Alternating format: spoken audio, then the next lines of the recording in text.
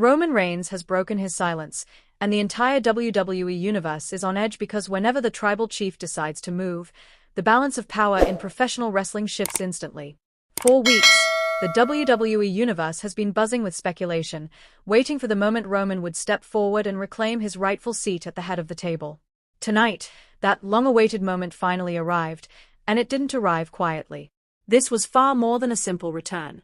It was a thunderous reminder of dominance, a clear message about who truly controls WWE, and a chilling warning to anyone bold enough to question his legacy. Inside the arena, the atmosphere was electric and heavy with tension. Fans were on their feet, commentators could barely contain their excitement, and superstars in the locker room were watching closely because everyone sensed something massive was about to unfold.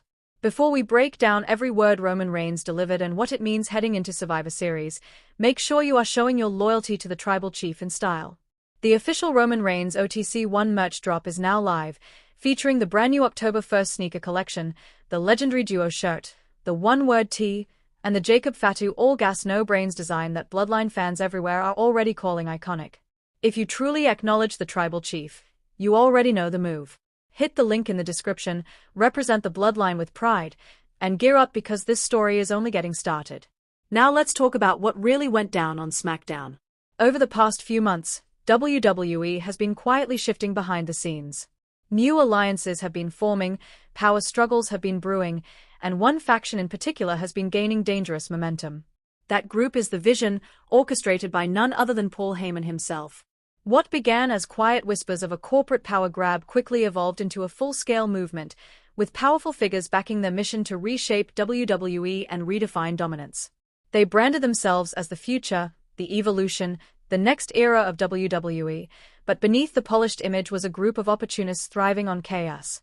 The biggest shock came when Brock Lesnar aligned himself with them. Yes, the Beast incarnate, one of the most destructive forces in wrestling history, reunited with Heyman and threw his weight behind the Vision. Together, they believed they could outthink the system, overpower the locker room, and finally outmaneuver the Bloodline. For a brief moment, they looked untouchable. But that illusion shattered the second Roman Reigns music hit. The lights dropped, the crowd erupted into absolute chaos, and that unmistakable tribal chief energy flooded the arena. The tribal drums echoed through the speakers, and in that instant, everyone knew the head of the table had returned. Roman didn't sprint to the ring because he didn't have to.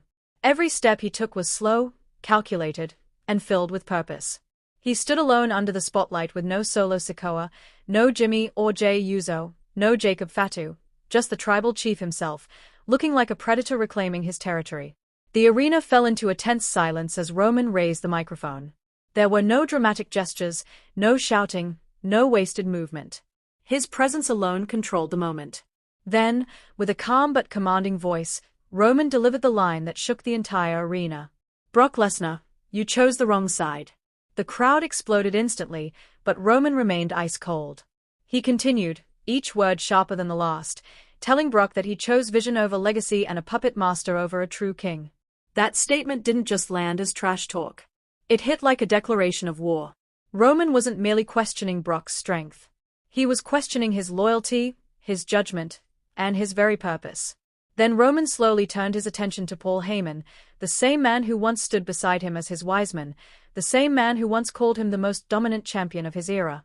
Roman's voice stayed steady as he told Heyman that the empire he believed he built was nothing more than a fragile house of cards, and at Survivor Series, every piece of it would come crashing down.